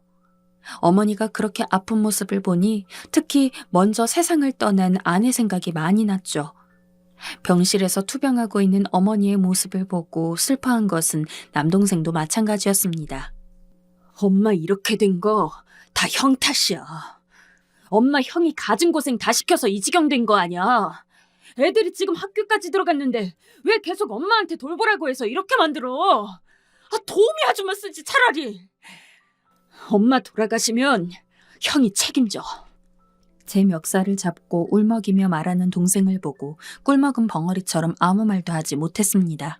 어머니가 저 지경이 된 것은 동생 말처럼 다 제 탓이라고 생각했습니다. 저 편하자고 아이들을 맡긴 건 사실이었고 동생 말대로 도우미 아줌마를 쓸 수도 있었지만 그깟 돈이 뭐라고 어머니에게 부담을 드린 제가 너무 한심했어요. 어릴 때 저와 동생을 키우면서도 그렇게 고생을 하셨는데 또 손주들까지 돌보는 게 얼마나 힘든지 알고 있었는데 너무 불효짓을 한 것 같았습니다.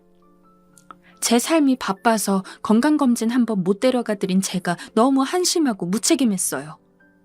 의사가 마음의 준비를 하란 말을 들었을 때는 정말 억장이 무너졌었는데 어머니는 하루하루 아파하시다가 6개월 만에 하늘나라로 떠나셨습니다. 종교가 없는 저였지만 그렇게 하늘에 기도를 드렸는데 정말 신이라는 존재가 있긴 한 건지 의심스러웠죠. 아내와 어머니의 죽음을 받아들이는 게 너무 힘들어서 저 역시 차라리 이대로 죽었으면 좋겠다는 생각도 했어요.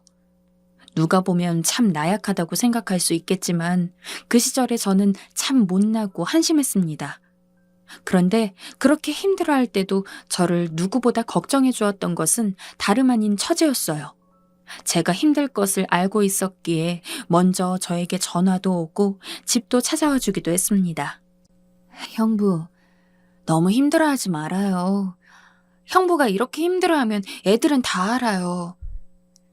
저도 가끔 와서 아이들 돌봐줄 테니까 형부도 힘내세요. 저보다 한참 어린 처제의 말이 정말 위로가 많이 되었고 고마웠습니다. 회사에서 일을 해도 밥을 먹어도 눈을 감아도 어머니와 아내 생각이 났지만 사랑하는 아이들을 위해서 어떻게든 참고 견뎌보려고 했어요. 어머니가 돌아가신 후로는 아이들을 집으로 데리고 왔고 도우미 아줌마를 고용했습니다. 가족이 아닌 사람이 아이들을 돌보는 게 내심 걱정이 되었지만 그렇다고 회사를 관둘 수도 없는 노릇이었죠. 이러다 보니 월급의 절반 이상을 아줌마에게 줘야 했고 아이들 유치원비에 생활비를 생각하면 돈을 벌어도 부족했습니다. 한 푼이라도 아끼고자 피던 담배를 끊고 차를 처분했어요. 매일같이 지옥철을 타며 출근을 하는데 힘들고 지쳤지만 그래도 불평불만을 할 수 없었습니다. 아내의 부재가 너무 크게 느껴졌지만 제가 힘들어하는 모습을 보이면 아이들까지 이런 감정을 눈치챌까봐 아이들 앞에서는 웃는 모습을 보여줬죠. 친구들 만날 시간도 없었고, 아니 정확히 말하면 만나서 쓸 돈 10,000원이 아까웠습니다. 퇴근하고 아이들을 재우고는 허기져서 혼자 냉장고에서 소주와 김치를 꺼내 먹고 잠드는 날이 많았어요. 점점 눈 밑에 다크서클이 짙어져 갔고 힘든 하루하루가 이어졌습니다. 그 와중에 고마웠던 것은 처제였어요. 처제는 가끔씩 아이들을 보러 온다며 동서와 함께 집에 놀러 오기도 했는데 아이들도 이모를 잘 따르는 모습을 보였죠. 유일하게 웃을 수 있는 날은 처제가 집에 놀러 오는 날이었습니다. 하루는 처제가 동서와 같이 저녁 식사를 하자며 집에 놀러 온다고 했어요. 아이들 보러 온다는 핑계를 댔지만 착하고 배려심 깊은 처제는 아마 저 혼자 쓸쓸해하는 걸 잘 알고 있었고 이런 처제의 마음이 너무 고마웠죠. 처제와 동서가 오자 또 아이들은 이모 왔다면서 좋아하는 모습이었고 처제 부부가 사온 삼겹살과 소주를 마시며 밤이 깊어졌어요. 동서는 저와 술 한잔 하는 게 어색한지 술 한두 잔을 마시다가 피곤하다며 잠깐 눈 좀 붙인다며 방으로 들어갔습니다. 그동안 마음 놓고 술 마셨던 적이 없었고 가족 같은 처제와 함께 술을 마셔서 그런지 그날따라 술이 잘 들어갔어요. 한껏 취하다 보니 감정선이 올라왔고 그렇게 진솔한 이야기가 나왔습니다. 저도 그날 왜 그랬는지는 모르겠지만 처제에게 힘든 제 심정을 털어놓았죠. 처제, 항상 이렇게 챙겨줘서 너무 고마워. 에이, 형부, 별 말씀을요. 저 처음 서울 올라왔을 때 형부가 얼마나 저 잘 챙겨줬는데요. 내가 요새 조금 힘들어. 혼자 아이들 키우는 것도 만만치 않고 회사에서 일도 많은데 집은 다 어지럽혀 있지. 저 어린애들이 뭘 안다고 혼낼 수도 없고 가끔 엄마 찾을 때면 뭐라고 말해야 될지도 모르겠어. 도우미 아줌마가 그래도 애들 밥도 차려주고 청소를 해주는데도 얼마 되지 않는 월급을 거의 다 아줌마 월급으로 쓰니까 항상 마이너스고. 사는 게 왜 이러는지 모르겠다. 애들 생각하면 회사를 관둘 수도 없고 말이야. 친구한테도 남동생한테도 털어놓지 않은 말이 처제 앞에서는 술술 나오더라고요. 아마 누군가에게 위로를 받고 싶었던 것 같습니다. 처제는 제 이야기를 들어주다가 이야기를 했어요. 형부, 그럼 제가 애들 봐주면 어떨까요? 도우미 아줌마한테 주는 돈 한 반만 주시면 제가 애들 봐줄게요. 처제의 말이 고맙기도 했지만 또 신세를 지는 것 같아 망설여졌습니다. 그때 당시에 처제는 임신을 하면서 회사를 관뒀는데 슬프게도 유산을 한 상태였어요. 일을 쉬면서 몸을 회복하는 중이었는데 자신이 힘든 일을 겪고도 저에게 위로를 해주는 처제가 너무 고마웠어요. 그리고 남자로서 이런 속상한 이야기를 처제에게 털어놓는 저도 참 한심하단 생각을 했죠. 처제, 말은 고마운데 그래도 내가 좀 미안해서. 아니에요, 형부. 저도 애들 보고 싶어서 이렇게 형부 집에 가끔 찾아오잖아요. 그래도 모르는 사람 손에 맡기는 것보다는 이모인 제가 더 잘 돌볼 수 있어요. 저도 언젠가는 애들 키울 텐데 용돈 벌면서 미리 연습한다고 생각하면 제가 더 고맙죠. 처제의 배려가 너무 고마워서 또 눈물이 났어요. 처제는 왜 이렇게 우냐며 저를 다독여줬습니다. 그리고 동서에게도 아이들을 돌봐준다고 말하자 동서 역시 알았다고 말하며 흔쾌히 승낙했죠. 저희 집과 그렇게 멀지 않았던 처제는 아침 일찍 저희 집으로 와서 아이들 등원을 시키고 가끔은 저에게 아침밥도 차려주었어요. 그리고 처제는 다시 본인 집으로 돌아간 뒤 아이들이 돌아올 시간이 되면 제가 퇴근할 때까지 아이들을 돌봐주었습니다. 처제와 구두 계약을 할 때 한 가지 조건이 있었어요. 임신을 하게 되면 아이를 돌보는 걸 그만두기로 한 것이었죠. 한번 아픔을 겪었던 사람이라 최대한 몸을 사려야 했기에 저도 흔쾌히 그 조건을 수락했어요. 그런데 처제는 좀처럼 임신이 되지 않아 스트레스 받는 모습을 보였습니다. 그런 모습을 보니 걱정스런 마음도 들고 한편으론 조금만 더 늦게 아이를 가졌으면 좋겠다는 정말 이기적인 생각이 들기도 했죠. 그렇게 2년이란 시간이 지나갔고 아이들도 초등학생이 되었어요. 초등학교 입학식까지 같이 가주고 학부모 상담도 저 대신 가주는 처제를 보며 고맙다고 생각했어요. 사실 아무리 조카라고 하더라도 한창 장난기많은 아이를 돌보는 게 쉽진 않을 텐데 처제는 싫은 소리 한 번 없이 아이들을 잘 돌봐주며 예뻐해 주었고 이런 모습을 보니 아내 생각이 많이 났습니다. 그러던 어느 날 퇴근하고 집에 들어갔는데 평소와는 다르게 처제는 집에 바로 가지 않고 저랑 소주 한잔 하고 싶다는 겁니다. 한참 술을 마시다가 처제가 어렵게 이야기를 꺼냈어요. 형부, 저 요새 너무 힘들어요. 라고 말하면서 눈물을 흘리는 거예요. 그 모습을 보고 올 것이 왔단 생각이 들었어요. 저는 처제가 아이들을 돌보는데 지친 줄만 알았거든요. 애들이 처제 말 잘 안 들어? 아니요, 형부는. 알잖아요, 애들 얼마나 착한데. 이모 하면서 얼마나 잘 따르는데. 저도 애들 보면 언니 생각도 나고 너무 좋아요. 그럼 뭐가 힘들어? 사실 형부도 아시잖아요. 남편이 술을 그렇게 좋아해요. 그런데 이 사람이 술만 마시면 사람이 변해요. 평소에는 괜찮은데 술만 마시면 성격이 너무 괴팍해져서 미칠 것 같아요. 가끔 때리기도 하는데 이렇게 사는 게 맞는지 모르겠어요. 동서는 낯을 가리긴 해도 사람이 착실하고 온순하게 생겼는데 평소에는 잘하다가 술만 마시면 처제에게 손찌검까지 한다는 말을 들으니 처제가 너무 안쓰러웠어요. 마음 같아서는 당장이라도 쫓아가서 동서에게 싫은 말을 하고 싶었지만 제가 뭐라고 남의 집 가정사에 이래라 저래라 하는 것은 아닌 것 같았죠. 이런 얘기를 들으니 처제가 그렇게 아이들을 좋아해도 왜 임신이 되지 않는지 알 수 있었습니다.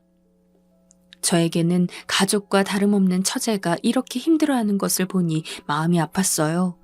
차마 처제에게 이혼하라는 말이 입 밖으로 튀어나오지 않았습니다. 그저 제가 할 수 있는 것은 처제의 술상대가 되어주며 힘들어하는 처제를 토닥여주고 위로해주는 것뿐이었어요. 이런 날이 있고 나서는 처제는 가끔씩 저에게 찾아와 술 한잔 하자는 이야기를 했습니다. 말을 하진 않아도 처제가 동서 때문에 힘들어한다는 걸 알 수 있었죠. 처제가 너무 안타까웠지만 제가 해줄 수 있는 건 아무것도 없었습니다. 가끔씩 저에게 이혼하는 거 어떠냐고 물어볼 때마다 저는 야속하게도 처제, 이혼이라는 게 그렇게 쉬운 게 아니야. 처제 지금 마땅히 돈 버는 것도 아니고 이혼하면 어떻게 살려 그래. 또 장인어르신이 아시면 얼마나 속상해 하시겠어. 그래도 동서가 평소에는 잘해주잖아. 동서랑 잘 이야기해봐. 라고 대답했어요. 가끔씩 저는 처제의 푸념을 들어줘야 했고 항상 위로해 주었죠. 그렇게 지내던 어느 날이었습니다. 갑작스럽게 장대비가 쏟아지는 날이었고 퇴근하고 아이들과 놀아주다 지친 아이들은 잠이 들었어요. 빗소리를 들으니 괜시리 감정에 젖어들어 냉장고에 있는 막걸리를 혼자 마시고 있었죠. 막걸리를 한 잔, 두 잔 먹고 있을 때 갑자기 현관 비밀번호를 누르는 소리가 들리는 겁니다. 밤 12시가 넘는 시간이었는데 그 시간에 저희 집을 올 사람도 없어서 놀라서 현관문을 쳐다봤어요.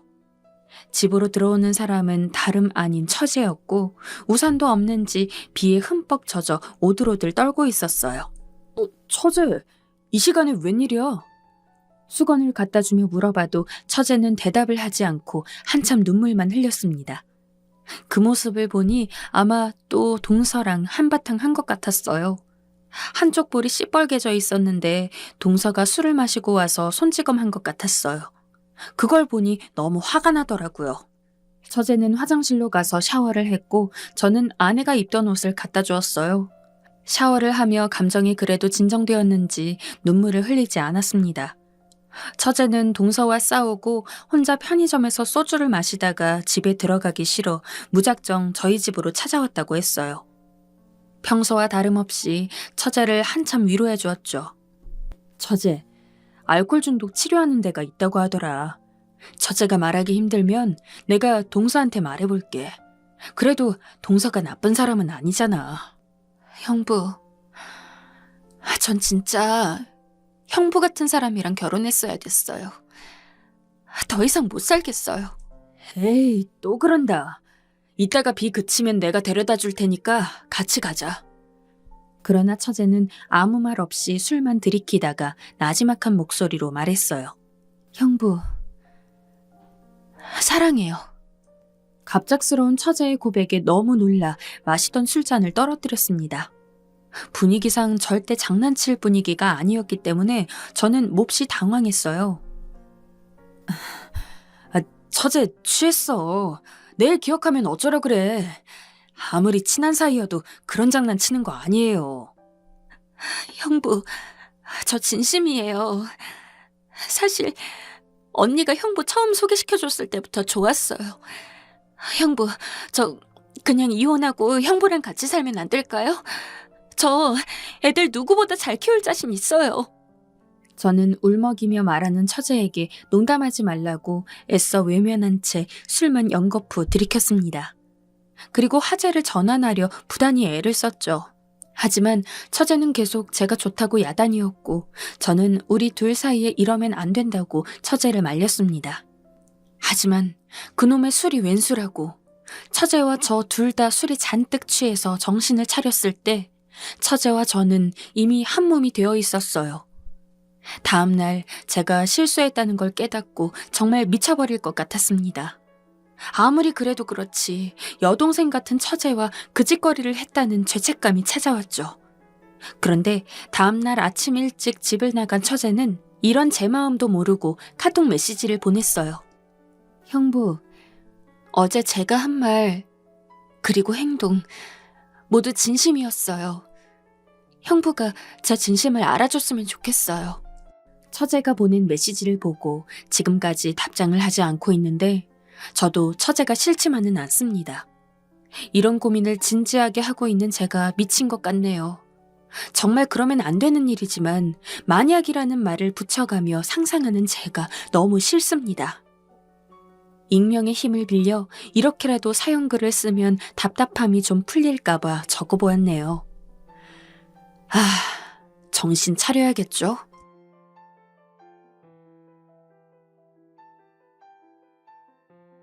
안녕하십니까? 저는 50대의 가장입니다. 하는 일은 사람을 몇 거느리고 건설업을 하고 있습니다. 앞만 보고 열심히 달려오다 보니 어느새 막내가 대학교 3학년이 되었습니다.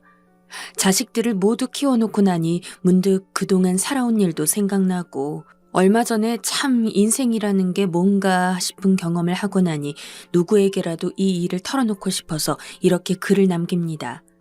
긴 세월이니만큼 하고 싶은 이야기가 많지만 먼저 오늘까지 나를 채찍질하며 올 수 있었던 힘이 되었던 고등학교 동창들의 이야기부터 시작해야겠군요. 제 고등학교 친구들은 저를 포함해 7명 정도입니다. 그중 둘은 고등학교를 졸업하자마자 이내 연락이 끊겨 소식을 알 수 없게 되었죠.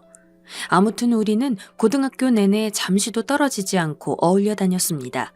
하지만 지금에 와서 돌이켜보면 그 당시에도 서로가 둘도 없는 친구라는 인식은 없었던 것 같습니다. 그저 다들 유별난 성격이었기에 어디 가서 무시당하지 않고 행색깨나 하려면 무리가 필요했던 것은 아니었나 하는 생각이 듭니다. 그럼에도 불구하고 그 시기에 아이들이 대개 그렇듯 뭔가 불안하고 예민한 마음을 기댈 데가 없다 보니 더욱 서로에게 의존했던 것 같습니다. 지금 생각해보면 사람이 인생의 시기를 막론하고 인간관계를 좀 심플하게 맺을 필요가 있었는데 그때는 그런 것을 미처 알지 못했죠. 아무튼 우리는 그렇게 서로 견제도 하고 기싸움도 하면서도 서로의 속사정을 환하게 아는 그런 친구 사이로 고등학교 시절을 보냈습니다. 그런데 다들 짐작하시다시피 이런 관계는 그 시절이 끝나면 길게 지속되기가 힘들죠. 모임 자체가 없어진다기보다는 이탈자가 나오기 마련이었습니다. 아무튼 고등학교를 졸업하고 나니 다 같이 모임을 가진 적은 단 한 번도 없고 그래도 몇몇 마음이 맞는 친구들과는 종종 만나 어울리고는 했죠. 고등학교를 마치고 저는 모 대학교에 진학했습니다. 국가에서 평생 직장을 보장하는 대학교였으니 요즘같이 취업이 어려운 시절에 비한다면 정말 더할 나위 없이 좋은 대학교라고 할 수 있는 그런 학교였습니다. 하지만 그 시절에는 취업이 그렇게 어렵던 때도 아니었을 뿐더러 저는 무엇을 해서라도 반드시 큰 돈을 벌겠다는 야망을 갖고 있었기에 대학 생활이 그렇게 만족스럽지는 않았어요. 비슷한 성적의 아이들은 서울이나 대도시의 학교에 들어가서 번듯한 대학생 대접을 받고 사는데 나는 이게 뭔가 하는 불만족만 있었죠. 그러다 보니 자연스럽게 대학에 흥미를 잃게 되었습니다. 군대를 다녀온 후 저는 대학으로 돌아가지 않고 돈을 벌기 시작했어요. 집안에 건설업을 하는 분이 계셨기 때문에 그 밑에서 일을 배우기 시작했죠. 그리고 마음속으로 다짐을 했습니다. 돈을 충분히 모아서 다시 대학에 들어가 경영을 배우겠다. 그리고 건설업으로 보란 듯이 성공하겠다. 하지만 그런 야망을 가져보아도 당장의 현실은 비루했습니다. 말이 좋아 건설업을 배운다곤 하지만 막상 하는 일은 그저 막노동 일이었거든요. 가끔 현장에서 같이 하는 사람들과 이야기를 나눌 때마다 친척분 밑에서 일을 배우는 중이다라고 공공연히 말하고 다녔으니 그분들 눈에는 제가 어떻게 보였는지 뻔한 일입니다. 그런 눈치가 없었던 때라 굳이 안 해도 될 말을 공공연히 하고 다녔으니 현장에서 달고 다른 분들이 보기에는 그저 가짜는 풋내기였을 겁니다. 그런 인식을 없애고자 한 2년간을 그야말로 뼈 빠지게 뛰어다녔습니다.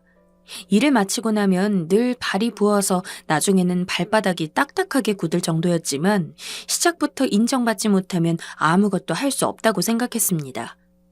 그러다 보니 심적으로 많이 외로웠죠.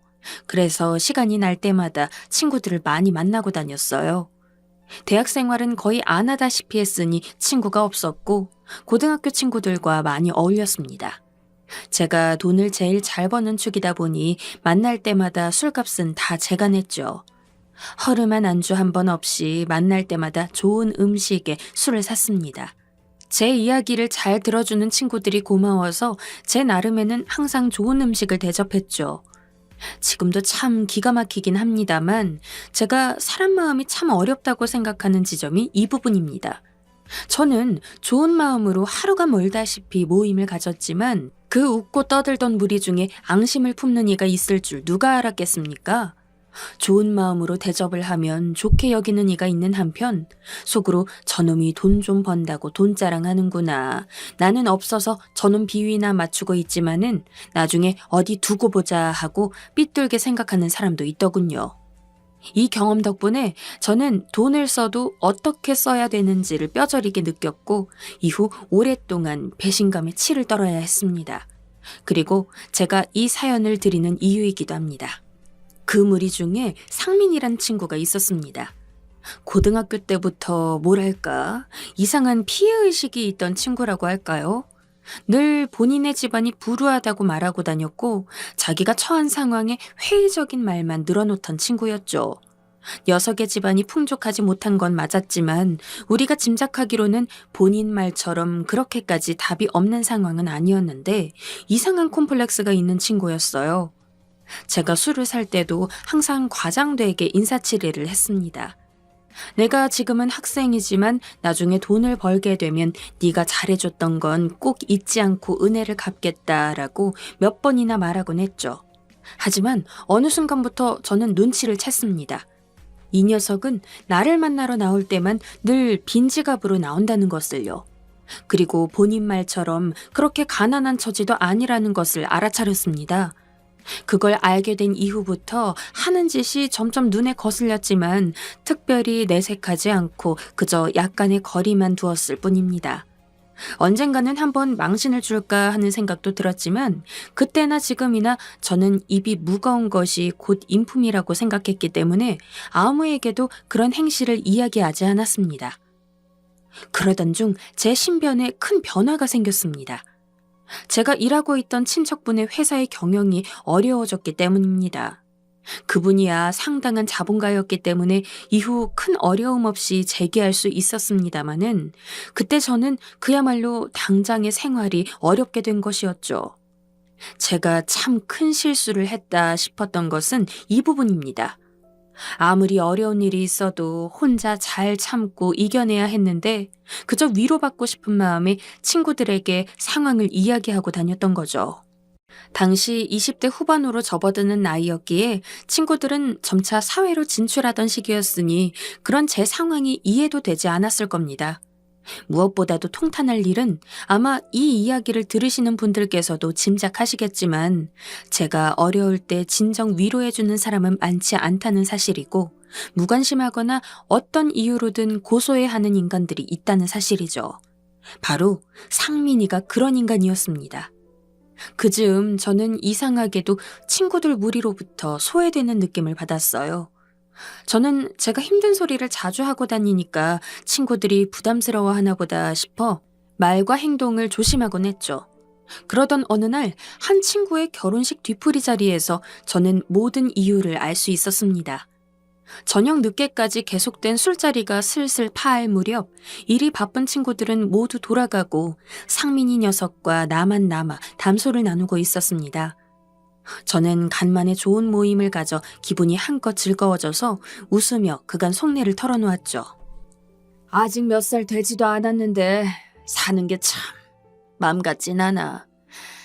그렇지만 지금부터라도 바짝 모아서 대학도 다시 가고 내 힘으로 사업체도 하나 키워내고 싶어. 무슨 특별한 의도를 갖고 한 말도 아니었고 그저 속에 있던 꿈을 이야기했을 뿐인데 녀석은 무엇에 배알이 뒤틀렸는지 그간 숨겨왔던 이빨을 드러냈습니다. 네가 여태 뭐 한다고 말로만 설쳐왔지. 그래서 네가 여태 뭘 얼마나 했고 뭘 얼마나 모아놨냐? 대학도 운이 좋아 그만큼 갔으면 그저 먹고 살 국리나 할 것이지. 네가 뭐가 대단하다고 또 경영을 한다고 난리냐? 너 같은 놈은 그냥 노가다나 뛰면서 입에 풀칠만 하고 살면 돼. 네 주제에 무슨 대학은 대학이야. 네가 분수를 알아야 입에 풀칠이라도 할 수 있는 거야. 내가 너한테 사탕 발림을 할 순 있지만 친구니까 오랜 친구니까 이렇게 쓴소리도 하는 거야. 순간 이 친구가 왜 이러는지 몰라 얼떨떨하던 그 순간에도 녀석은 온갖 악담을 퍼부어댔습니다. 아무 말 없이 녀석을 노려보며 이야기를 듣던 차에 그제서야 모든 것이 이해되더군요. 예전부터 느껴왔던 녀석의 콤플렉스, 그리고 자기보다 약한 자를 물어뜯는 그 습성. 친구라고 생각했던 녀석한테 그런 소리를 듣는 게 너무나 기가 막혔지만 그때 당시에는 녀석에게 뭐라 대거리를 할 마음의 여유조차 없었습니다. 그야말로 걷어먹이다시피 한 녀석에게 그런 취급을 받는다는 게 참담하기도 했죠. 집에 돌아와 곱씹어 보니 저는 일생을 그 녀석에게 이런 한 푼 덕본 것이 없다는 것을 깨달았어요. 그 이후로 들려온 풍문 역시 참 가관이었습니다. 모임을 갖는 무리 중에 1금융권 은행에 입사하여 잘 나가는 친구가 있는데 상민이가 바로 그 친구 옆에 붙어서 둘도 없는 친구인 것처럼 행세하며 모임을 주도한다더군요. 왜인지 이유는 모르지만 본인 비위에 거슬리는 친구들은 어떻게든 험담을 하여 무리에서 하나둘 소외시켜가면서 말이죠. 얼마나 어리석은 친구인지 은행 과장이 자기 식구 잘 먹고 잘 사는 정도이지 그 무슨 주변을 돕고 은혜를 주는 자리나 되던가요? 사람이 아무리 그래도 뭐라도 이득이 될 자리를 보고 발을 뻗는 법인데 말이죠. 저에 대해서는 무식하고 주제도 모르면서 입만 살아있는 노가다꾼이라고 했다더군요. 그 이야기를 듣고 나니 그 녀석의 마음에 뭐가 있는지 어느 정도는 짐작이 갔습니다. 그저 번듯하고 내놓을 만한 사람만 추켜 세우고 주변에 두려는 그 비열한 콤플렉스가 말이죠. 그리고 생각했죠. 어떻게든 보란 듯이 성공하겠다고. 그 이후로도 친구들 모임 때문에 몇 번 녀석과 마주친 적은 있습니다. 그때마다 녀석은 알 듯 모를 듯한 말로 속을 긁어놨지만 저는 한 번도 상대한 적이 없습니다. 차라리 이유를 알지 못하면 또 모를까 녀석의 속마음을 훑어보는 거나 마찬가지였기 때문에 저런 작자를 상대해봐야 내 꼴도 한심해진다고 나를 다잡았죠. 화병이라도 해도 좋을 만큼 배신감에 치를 떨기도 했지만 애시당초 무지하고 사람을 볼 줄 모르는 한심한 이는 저라고 생각했습니다. 아니 그것보다 제 자신을 추슬러야 더 나아갈 수 있었으니까요. 그 과정에서 한 몇 년간을 제 일에 몰두했어요. 그야말로 닥치는 대로라고 해도 좋을 정도로 일을 했죠. 당장에 눈에 띄게 형편이 좋아지진 않았지만 일적인 신뢰 같은 게 느는 것이 느껴졌습니다.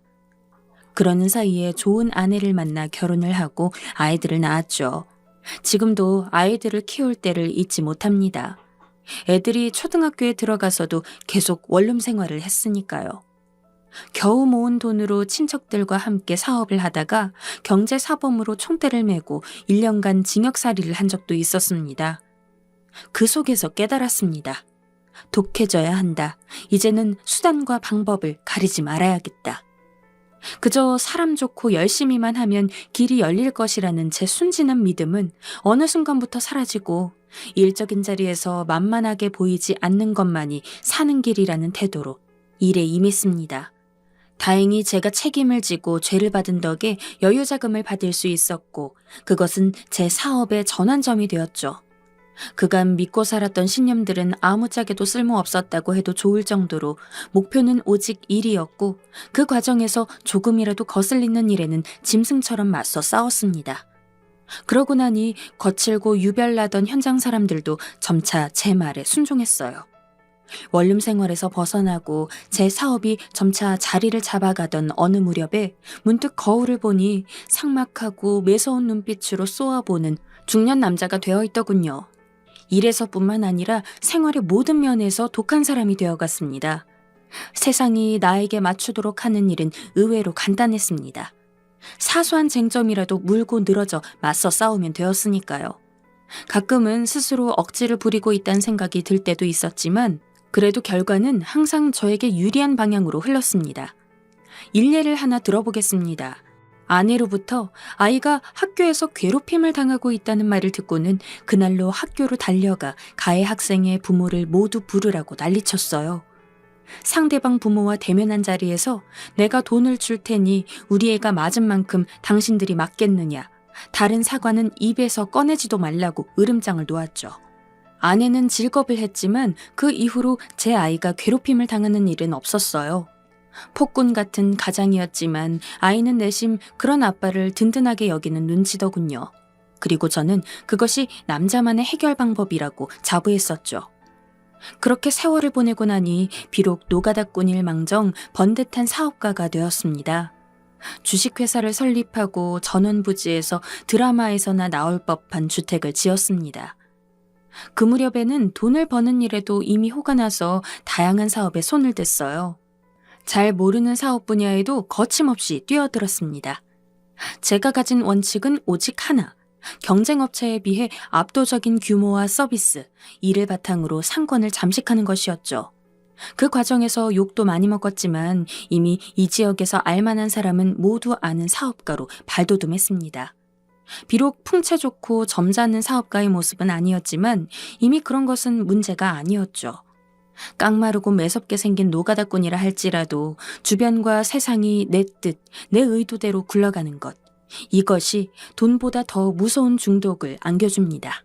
돈은 그저 수단일 뿐이지만 돈으로 안 되는 것이 드뭅니다. 그렇게 명석하지 못하던 막내놈도 돈으로 과외를 붙이고 재수학원까지 시키고 나니 나름 번듯한 대학교에 붙었죠. 돈이야 얼마든지 물려줄 수 있지만 사람은 자기 직업이 있어야 하니 그렇게 기를 쓰고 공부를 시켰습니다. 이처럼 돈이 세상 모든 것을 내 쪽으로 당기는 자기장과도 같다고 생각하고 있었습니다만 얼마 전 참 기가 막힌 경험을 했습니다. 사람하고 짐승이 다른 게 무엇일까요?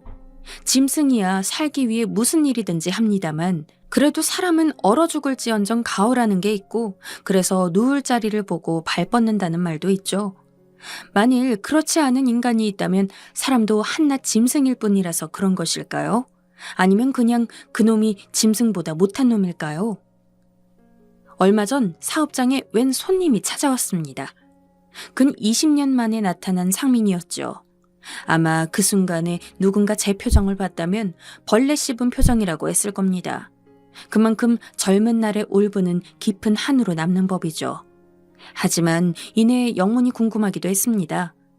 제 회사는 고향으로부터 아주 멀리 떨어져 있었기 때문에 4시간 이상이나 걸려서 저를 찾아온 그 저희가 무엇인지 드러나 봐야겠다고 생각했어요. 그래서 녀석을 맞아 자리에 앉혔습니다. 계절에 어울리지 않는 옷차림, 어딘가 비굴한 태도, 하지만 어딘가 침착하려 애쓰는 티가 역력했습니다. 오랜만에 만난 자리이고 사람이 나이가 들면 어느 정도 여유가 생길 법도 한데 여전히 속이 검어 보이는 그 꼴이 역겹게 느껴져 순간 내쫓아 버릴까 하는 마음도 들었지만 그래서야 그게 무슨 복수가 되겠나 싶어 일단 이야기나 들어보자고 마음을 누그러뜨렸습니다. 녀석은 한참을 자기 이야기를 늘어놓았습니다. 지방대 석사를 나와 공단의 연구소에 들어가 생활했고 40 중반에 슬슬 월급쟁이가 지겨워져 그간 경력을 바탕으로 자기 사업체를 꾸려보려 하다가 기존에 일했던 업체 사장의 장악력에 밀려 자금을 모두 날려버리고는 공부방을 하며 근근히 살아오다가 이제 나이가 많아 학생들과 소통이 어렵게 되어 그마저도 손을 놓게 되었으니 뭔가 다른 사업을 해보려고 구상 중이라며 자기가 앞으로 할 사업에 대해 이야기했습니다. 제가 들어보니 사업에 대한 감각도 부족하고 하려는 사업 역시 그저 중개상, 도매상 정도의 일밖에 되지 않는 것 같은데 뭘 그렇게 구구절절하게 거창한 소리를 해대는지. 이봐, 허석사. 이런 것보다는 네 학력이 있으니 어디 교단에라도 서보지 그래? 석사는 사실 호칭이 아니죠. 그리고 경력도 변변치 않은데 교단은 택도 없는 소리지만 녀석의 허영심을 떠보기 위해 이렇게 말을 했습니다. 그랬더니 녀석은 오히려 그 말이 기분이 좋은지 그래도 좋겠다며 동조를 하더군요. 역시 친구 자네가 나를 잘 알아봐 주는구먼. 그래서 말인데 내가 이번에 야심차게 계획한 게 있는데 근데 좀 사업 자금이 부족해서 그래도 자네가 우리 친구 중에서 가장 성공했지 않은가? 2억 정도만 융통해주면 이자까지 팍팍 쳐서 1년 안에 갚을 수 있을 것 같은데 어찌 안 되겠나? 라고 말하는 겁니다. 친구라는 말에 피가 거꾸로 솟는 것 같았지만 그간 잊고 지냈던 그 감정을 생각하면 얼굴에 침이라도 뱉고 싶었습니다만 아마 그날에 제 인생의 마지막 자제력을 모두 쏟아부었나 봅니다. 글쎄, 돈이 있어도 사업에 넣을 돈이지 빌려줄 돈이 없네. 내가 왜 너에게 그런 큰 돈을 빌려주나? 이제 와서 말이지만 네가 예전에 하고 다닌 짓 나는 다 알고 있네. 입이 없어 여태 그냥 지낸 줄 아나? 나뿐 아니라 여러 친구 관계 네가 다 이간질해서 우리가 고등학교 모임이라고 할 만한 게 어디 있나? 속에서 올라오는 분함을 참으면서 점잖게 말했더니 녀석은 잠시도 고민하지 않고 대뜸 제 앞에 무릎을 꿇습니다. 가끔 들리는 소식에 의하면 안 본 20년 사이에 금전은 물론 결혼까지 그간 살이가 그리 평탄치 못한 것을 알고는 있었기에 일말의 동정심은 있었습니다. 차라리 억울하다고 그런 적 없었다고 했다면 역겨워서라도 돈 뺄 정도는 쥐어서 보냈을 겁니다. 하지만 행동을 보아하니 제가 한 짓을 잘 알고 이미 모든 행동을 다 계획해서 온 눈치가 빤하더군요. 그동안 저런 식으로 매사에 대처해왔을 것을 생각하니 참... 이봐, 내가 그럴 필요도 못 느끼지만은 내 사정을 충분히 설명했잖아. 네가 무릎을 꿇든 뭘 하든 그건 억지밖에 안 되지 일을 해결하는 방법이 아니야. 예전에 나를 갖고 그럴 때는 친구라고 생각해서 안 짓인가? 나는 네 친구도 아니고 이러는 걸 보니 성인으로서도 대접 못하겠네. 친구, 예전에는 나도 어렸고 자네도 어렸지 않은가. 내 이렇게 무릎을 꿇고 사죄하겠네. 내가 오죽하면 이러겠는가? 사람 한 명 살린다 치고, 아니 예정 생각해서 친구 한 명 살린다 치고 도와주면 안 되겠어? 내 일이 싹싹 빌게. 그놈의 돈이 뭔지 울먹이며 말하는 녀석이 잠시 안쓰러워 보였지만 지난 과거가 동정보다 훨씬 위에 있더군요. 그래서 잠시 고민하다 뒤도 돌아보지 않고 매몰차게 돌아섰습니다. 하지만 녀석은 여전히 요지부동이었죠. 저도 더는 참을 수가 없었습니다. 그리고 한때 친구라고 생각했던 녀석이 내 앞에서 저러고 있으니 통쾌함보다는 쓸쓸함이 밀려왔던 것도 사실입니다. 그래서 더욱 매몰차게 대했습니다. 아직도 이해가 안 가나? 네 인생 누가 다른 사람이 망친 것도 아니고 본인 행실이 그렇단 말이야. 꺼지라고. 그러니까 인생을 똑바로 살았어야지. 쳐다보지도 않고 소리를 질렀더니 잠시 뒤에서야 일어서 나가더군요. 밖에서 뭐라뭐라 악다구니가 들렸지만 조금도 개의치 않았습니다. 녀석의 꼴이 고소해서가 아니라 이미 저는 오래전에 마음속에서 녀석을 지웠기 때문이죠. 무슨 생각으로 대뜸 나타나서는 옛 울분을 들쑤시는 건지. 한편으로 생각해보면 그 후로 오랫동안 느꼈던 참담함이 지금까지 저를 이끌어왔던 것인지도 모르겠습니다. 그 길로 옛 친구와 약속을 잡고 고향에 내려가 밤새도록 친구와 술판을 벌였어요. 제가 힘들 때 흔쾌히 큰 돈을 빌려줬던 친구였죠. 지금에도 아주 적은 돈은 아니었지만 제가 20대 후반이었던 시절에는 꽤 큰 돈이었음에도 기꺼이 내주고는 그로부터 10년 가까이 돈 이야기는 입 밖에 내지도 않았습니다. 적절한 이자를 쳐서 돈을 갚고 나서도 늘 좋은 것이 있으면 이 친구 생각이 먼저 나곤 했습니다. 누구나 젊은 날에는 고생을 합니다. 지나고 나서 생각해보니 눈물나게 비참했던 일도 또 그만큼 감사했던 일도 다 저를 이끌어온 기억입니다. 뻔한 이야기겠지만 중요한 건 자기 자신이 어떤 목표를 갖고 어디에 초점을 맞추느냐에 따라 그러한 것이 약이 되기도 하고 독이 되기도 하겠죠. 제가 이야기한 친구는 평생을 자기 연민과 콤플렉스에 빠져 그 늪에서 헤어나지 못했고 그로 인해 인생을 망쳤습니다. 물론 그 과정에서 비뚤어진 심보를 다 다스리지 못했던 이유가 있겠지요.